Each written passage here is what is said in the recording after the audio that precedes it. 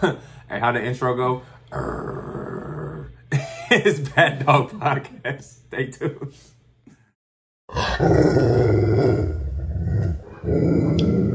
You are now listening to Bad Dog Podcast.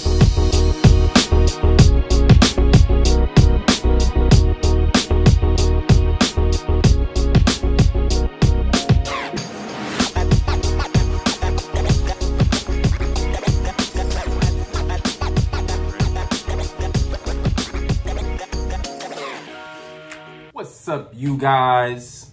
It's your favorite time of the day. That's right. Bad Dog Podcast. So today we're talking about energy, man. Energy, man. Energy is important. Energy is what helps us sustain life. It's what keeps us going. And so we're going to see what the definition of energy is, man. You know us. We like to define words over here and make sure that we're using them correctly to the best of our ability. So here's the definition of energy. Energy is the strength and vitality required for sustained physical or mental activity.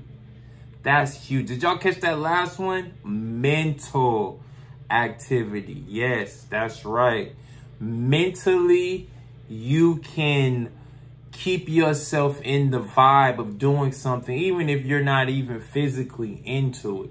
And if you guys go back to my, I think it was my first or second episode, I'm not sure. But if you go to my first episode or my second episode, we talked a little bit about confidence and setting goals. Remember that?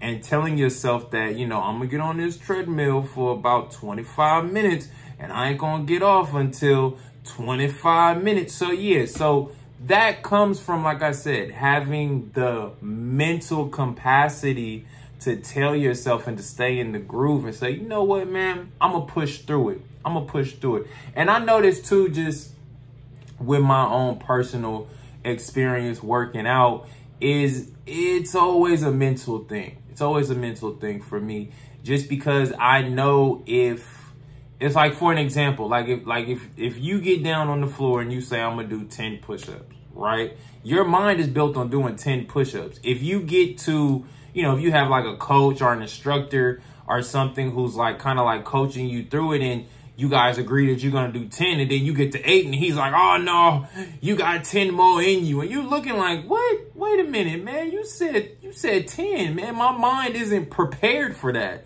You see what I'm saying? So it all starts with the mind. Even with having like a regular job or something, like if you have one of those jobs that have the habit of calling you on your day off, that's a very, very discomforting position to be in, because your mind mentally told yourself, like, I'm off. Like, I'm not even thinking about work. Like, I don't even want to think about my coworkers. Like, this is my time to just kind of cope and just be me. But sometimes, and it happens, you know, it's not the end of the world, but sometimes, you know, your job will call you and say, hey man, you know, this person called off, this person quit, yada, yada, yada. Can you come in? And so what you have to do at that point is you have to put yourself in a mental state to even prepare to do that type of stuff. Because sometimes, quite frankly, even on days that you're supposed to work, you be like, man, mentally, I'm not here. Like, I'm not willing to do this right now. And so I wanted to talk to you guys about how energy can really change the whole dynamic of everything that you're doing. And so having good energy can change your situation dramatically. Like, I can tell you, like, in my book, okay, I'll give you an example. In my book, I told you guys a story about how I was in prison and how I woke up one day and I woke up late. Like, I woke up late for breakfast. Like, you know, my cellmate, he was gone. You know, he already knew the program. And so me, I overslept, stayed up reading, thinking about dogs, whatever the case may have been. So, yeah, so I try to go and rush to go, you know, make it for breakfast. And my shirt wasn't tucked. You know what I'm saying? I didn't have my ID, which is crucial. You always need your ID if you're in prison, because how are they going to identify you? How are they going to know which building you're supposed to be in and all this stuff? So I'm walking to breakfast, and a correctional officer called me. He kept calling. He didn't call me, but he, was like, hey, you, stop. Me, I'm trying to be, the Mr. Smart guy. I keep going. I just, I told myself, I was like, well, shoot, I don't know who, hey, you are. Like, I have a name. So, so I just kept it pushing. And, yeah, that didn't work. My day already started off bad, and I was just creating a more and more, bad situation for myself. And so he eventually caught up with me. Where am I gonna go? I'm in jail. You can't run. And so he ended up catching up with me, and he kind of like, hey, I told you to stop. When I tell you to stop, you're supposed to stop. And my response was, I didn't know you were talking to me. My apologies. What can I do for you? And so basically he wanted to pat me down, which was protocol. They always do this every morning. They pick people out of the group. They say, hey, you come here, let me pat you down, make sure you don't have weapons, drugs, all of this stuff. So again, I was trying to avoid it. I knew in my mind what was going on, but I'm just like, bro, I'm not feeling it today. You're not about to fill me up. I'm out of here. And so he ended up patting me down. And the crazy thing about it was he was a lot shorter than me. So like when he was like patting me down, he had, the back of my collar, and which was kind of applying pressure to my neck. And so like that kind of like that, yeah, that did it for me. And so I kind of like made a gesture to turn around a little bit. And I was just like, hey man, you kind of rough all this for a pat down. And then, from there, it just escalated. From there, he like pushed me up against the wall. And then, I'll admit, I said some stuff about the guy's wife, just joking, but again, I was mad. Like, like, dude, you have to do none of this. And so that ended up leading me into the dummy cage. For those who don't know, the dummy cage is the cage where they put the dummies. They basically, it's basically a kennel. It's a small kennel. They make you, get half undressed, and they make you sit in there, and you can't come out until they basically tell you that, okay, you can go back to your cell. You can do what what you're going to do. And so I sat in that dummy cage for probably like 20 minutes. Like, I wasn't really long. In my mind, I was sitting there like, man, this is too long.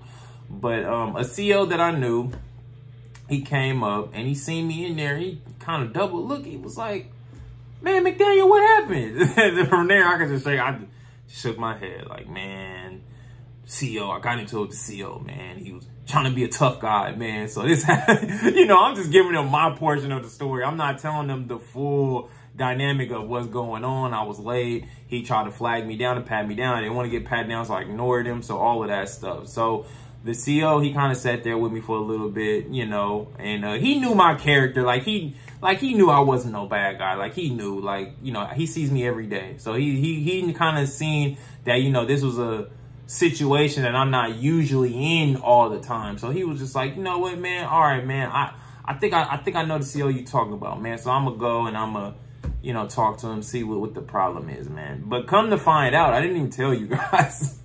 Come to find out, this dude wasn't just a CO. He was like a sergeant, like captain, who just happened to be there, who was teaching other trainees like what to do. So by me doing that, it was kind of like, not like that, but like that. It was kind of like stepping on his authority a little bit in front of his subordinates. So he couldn't let me get away with that and expect them to still have respect for him or continue to do the things the way that they're supposed to be done. And so eventually the guy came and, we had a cool conversation. We had a mutual, we gained respect for each other.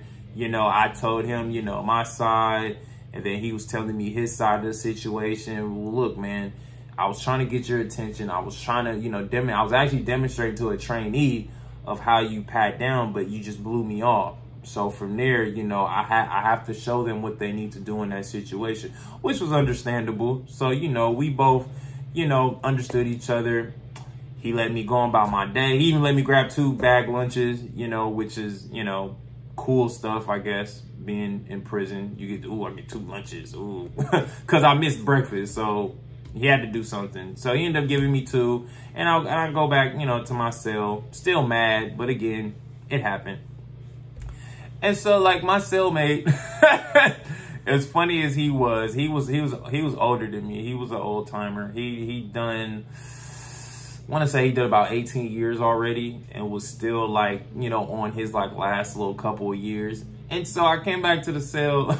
I sit on the bed looking pitiful, and he looks at me. He says, "Man, all you had to do was let him pat you down. That's it. That's all you had to do. You had to let him pat you down. You was going to go eat breakfast. Your day would have kept on going. No, but you wanted to be tough. You wanted to be a tough guy. Look what happened." So, like, me just being me, like, I'm sitting on my bed. I'm like, I'm contemplating, thinking about it. Like, man, he's right. I made a situation that was already bad. I made it worse. And a lot of times, like, this is what we do, like, on a regular basis. Like, we can, like, just because our day starts off bad or we start off on the wrong foot, like people say, it doesn't have to always end that way.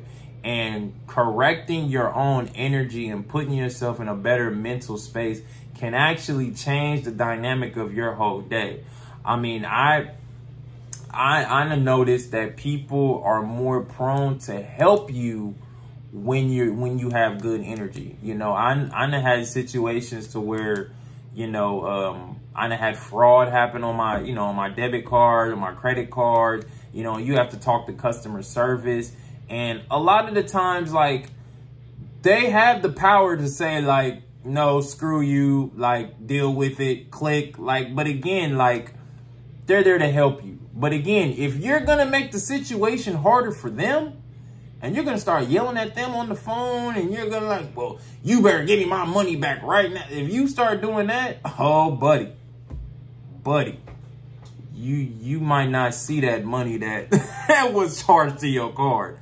Matter of fact, you might see some more money charged on your card right after. But the whole point is, you have to let your energy travel. You have to let your energy kind of create and form the rest of your outcome. Because if you don't, and you just kind of just let things, you know, lay where they lay, then you're going to end up in situations you don't want to be in. And for most cases, like for me, like I tell you guys, I ended up in prison.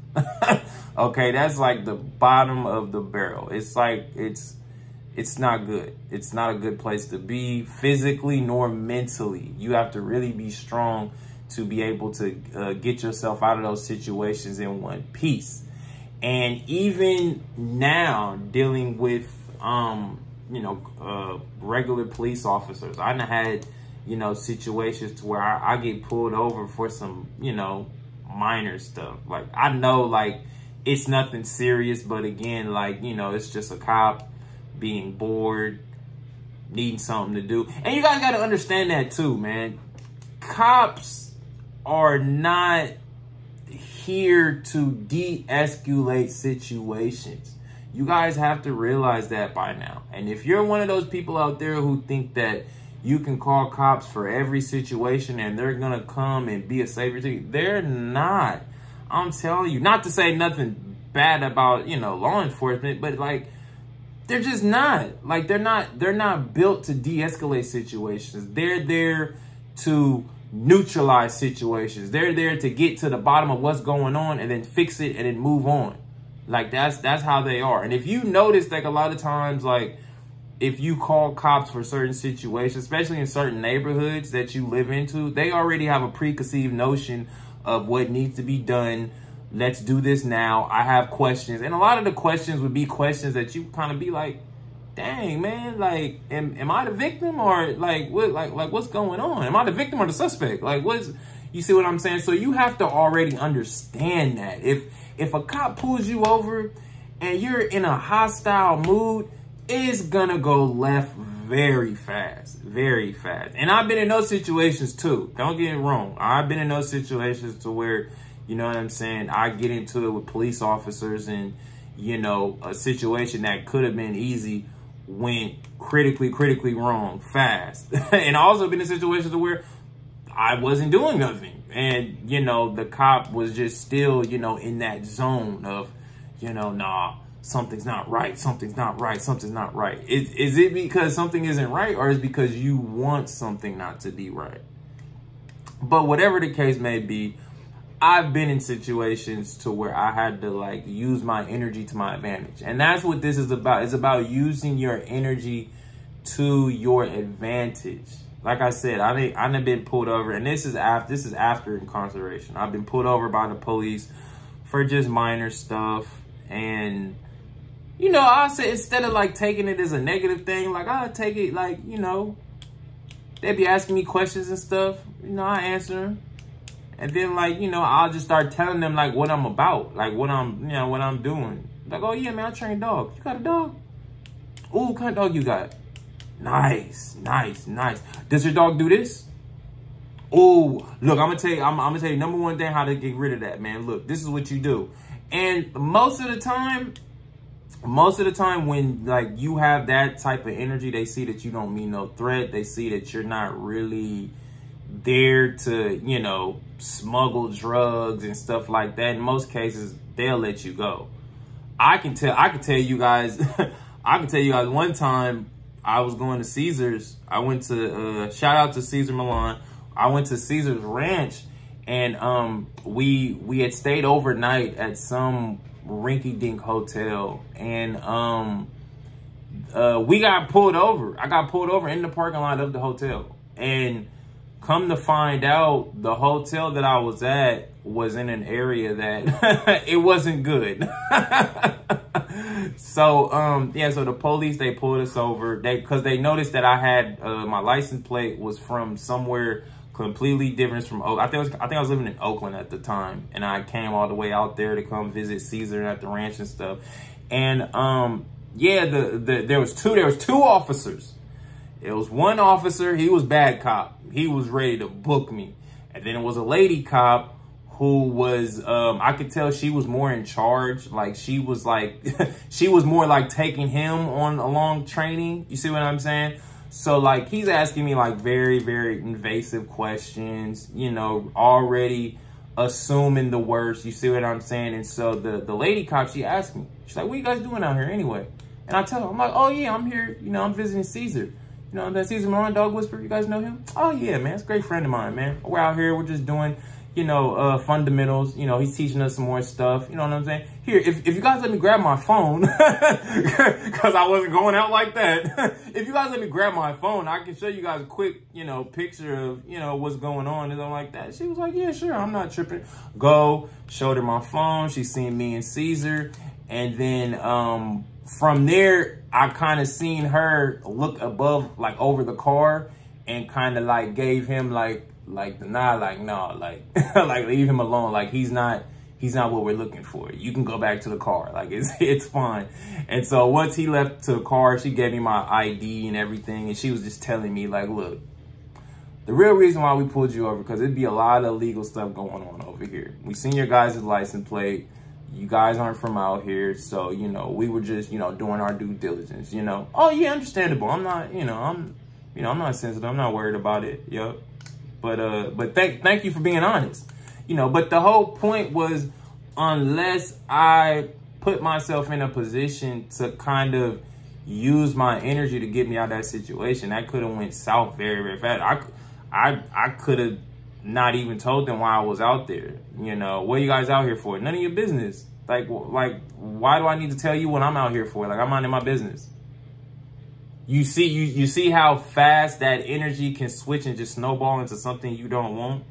So that was the whole point of you know, this whole podcast is this episode was to show you guys, man, you got to use your energy, man. Even people that, you know, may be having a bad day, and, you know, you get surface from them, you know, waitresses and stuff like that, man.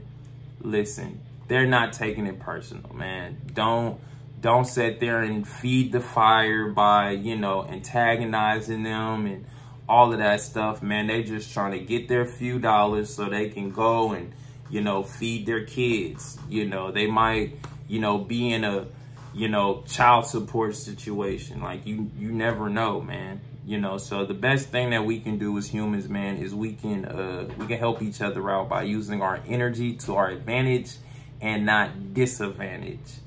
Even if your day is going bad, you know what I'm saying? Don't let it end on a bad note. Go get yourself a Starbucks. Not sponsored by Starbucks in any way, shape, or form. But, man, go get you a Starbucks, man. Go get you one of them sweet, delicious, expensive coffee frappuccinos you like so much, man, and just change your day a little bit, man. Go get you a Slurpee. Go get you, you know, what's that, boba, you know, with the little tapioca little balls in it. I don't like that stuff. That stuff freaks me out. But, hey, man, if that's what you're into, man, go get you one of them.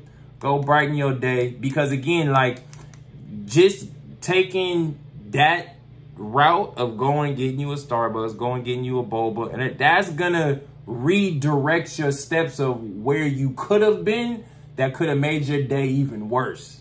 You see what I'm saying? So by going and, you know, man, that dude pissed me off, man. Let me go to Starbucks, man. Let me go get me some, you know what I'm saying, make me feel a little better. And then you go, and then you don't know, it's a whole bunch of stuff you could have avoided. You could have avoided an accident on the highway. You could have avoided, you know, a road rager, like anything. So just take key note of that. You know what I'm saying? A lot of times when you put yourself in better places than you're going, a lot of stuff you miss. A lot of energy, like, you don't even interact with. It's like, you know, man, if I was here if I came here any sooner, I would have ran into that guy. And I can tell you, the day that I was having, he would have got it. He would have got it. So yeah, man. So don't focus on that. Focus on something positive. Focus on your dog. If you're a dog person and you get into it with somebody, man, just think about how freaking happy your dog's gonna be to see you come through that door. Cause your dog don't know. Honestly, your dog don't care. Your dog just, he wanted you to come back home so you can feed him, play with him, pet him, all of that stuff. That's what your dog's waiting for. So again, use that. Use that and say, you know what? Even though my day went pretty bad, damn, my dog is so happy to see me, man. So why am I tripping? And that's dogs, man. That's dogs. If you guys haven't tuned in to my last episode, we're trying to get that on YouTube right now. So forgive me for that. YouTube, they've been hating on me. They said I'm dropping too much content on y'all. So yeah, man. So yeah, that was our whole episode last Monday, was about animal love, why animals are here, what animals teach us, you know, and what we can learn from animals. You see what I'm saying?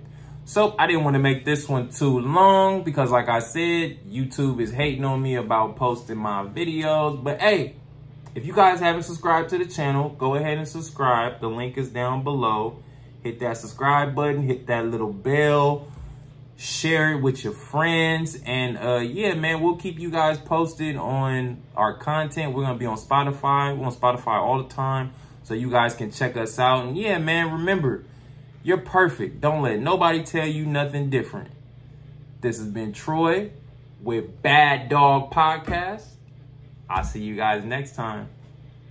Stay perfect. Holla.